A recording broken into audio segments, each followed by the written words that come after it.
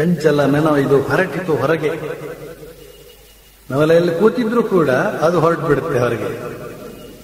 ಇಲ್ಲಿಗೆ ಬಯಸಿದ ರುಚಿಯೆಡೆಗೆ. ಯಾವ್ಯಾವ ಹೋಟ್ಲು, ಯಾವ್ಯಾವ ಸಾಗರಗಳು, ಯಾವ್ಯಾವ ದರ್ಶನಿಗಳು ಇದೆ ಹುಡ್ಕೊಂಡು ಹೊರಟ್ಬಿಡುತ್ತೆ. ಎಲ್ಲಿ ಚೆನ್ನಾಗಿರುತ್ತೆ ಮೊದಲೇ ಎಲ್ಲ ತಿಳ್ಕೊಂಡ್ಬಿಡುತ್ತೆ ಎಲ್ಲಿ ಚೆನ್ನಾಗಿರುತ್ತೆ. ಅವ್ರ ಚಂಚಲ ಮನಸ್ಸು ಇವರಿಗೆ ಹೇಳುತ್ತೆ, ಇವ್ರ ಚಂಚಲ ಮನಸ್ಸು ಅವರಿಗೆ ಹೇಳುತ್ತೆ. ಚಂಚಲ ಮನವಿದು ಹೊರಟಿತು ಹೊರಗೆ, ಬಯಸಿದ ರುಚಿ ಎಡೆಗೆ. ಪಂಚೇಂದ್ರಿಯಗಳು ಕೂಡ ಬಗೆ ಬಗೆಯಾದ ರುಚಿಯನ್ನ ಅಪೇಕ್ಷೆ ಪಡುತ್ತವೆ. ಪಂಚೇಂದ್ರಿಯಗಳು ಬೇಡವೆಂದರೂ ನುಂಗಿತು ಗಾಳ. ಪಂಚೇಂದ್ರಿಯಗಳ ಮೂಲಕ ಏನೇನು ಸುಡುಗಳನ್ನೆಲ್ಲ ಅನುಭವಿಸ್ತೀವೋ ಅದು ಗಾಳ ನುಂಗಿದಾಗೆ.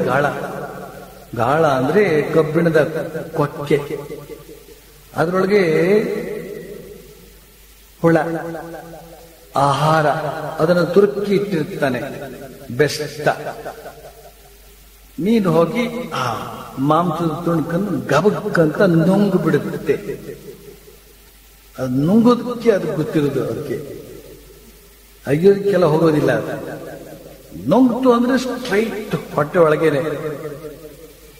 ಹೋಯ್ತು ಅಂತಂದ್ರೆ ಆ ಕೊಕ್ಕೆ ಇದೆಯಲ್ಲ ಅದು ಸಿಕ್ಕಾಕೊಂಡ್ಬಿಡುತ್ತೆ. ಅಯ್ಯೋ ಸಿಕ್ಕಾಕೊಂಡಲ್ಲ ಅಂತ ಅಲ್ಲಿ ಇಲ್ಲಿ ಓಡಾಡ್ತಾ ಇರುತ್ತೆ. ಆಗ ಮೇಲ್ಗಡೆ ಬೆಂಡು ಕುಣಿದಾಡ್ತಾ ಇರುತ್ತೆ. ಬೆಂಡ್ ಯಾವಾಗ ಕೆಳಗಡೆ ಜಗ್ಗಿ ಜಗ್ಗಿ ಹೋಗ್ತಾ ಇರುತ್ತೋ ಬೆಸ್ತರವನಿಗೆ ಗೊತ್ತಾಗುತ್ತೆ.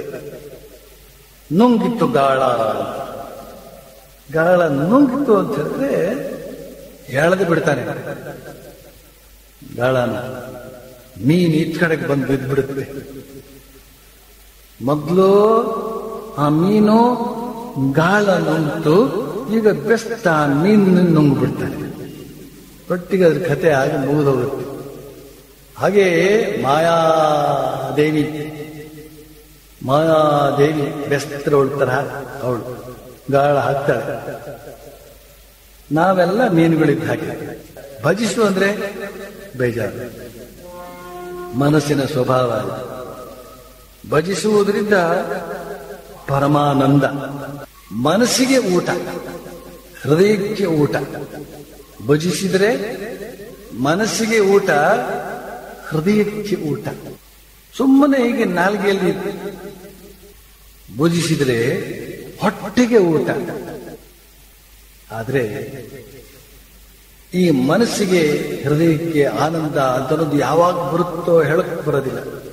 ಎಷ್ಟು ಜಪ ಮಾಡಿ, ಎಷ್ಟು ಜನ ಜಪ ಮಾಡಲಿಲ್ಲ ಮಾಡ್ತಾನೆ ಇರ್ತಾರೆ.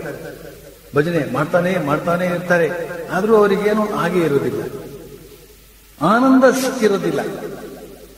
ಈ ಆನಂದ ಸಿಕ್ಕದೇ ಇರೋದ್ರಿಂದ ಮನುಷ್ಯ ಈ ಬೇಗ ಆನಂದ ಎಲ್ಲಿ ಸಿಗುತ್ತೋ ಅಲ್ಲಿಗೆ ಹೋಗ್ತಾನೆ. ಮನುಷ್ಯ ವಿಷಯ ಸುಖಕ್ಕೆ ಯಾಕೆ ಓಡ್ತಾನೆ? ಬೇಗ ಸಿಗುತ್ತದೆ. ವಿಷಯ ವಸ್ತುಗಳು ಬೇಗ ಸಿಗುತ್ತವೆ. ಆ ವಸ್ತುಗಳ ಮೂಲಕ ಆನಂದ ಕೂಡ ಅಂದ್ರೆ ಖುಷಿ, ಅದು ಕ್ಷಣಿಕ. ಅದು ಆಮೇಲೆ ನೋಡ್ಕೊಳ್ಳೋಣ, ಮೊದಲು ಈಗ ಖುಷಿ ಪಡೋಣ ಅಂತ ಮನಸ್ಸು ಹೇಳ್ಕೊಡುತ್ತೆ. ಭಜನೆ ಸಾಕು, ಭೋಜನಕ್ಕೆ ಹೋಗೋಣ ಅಂತ.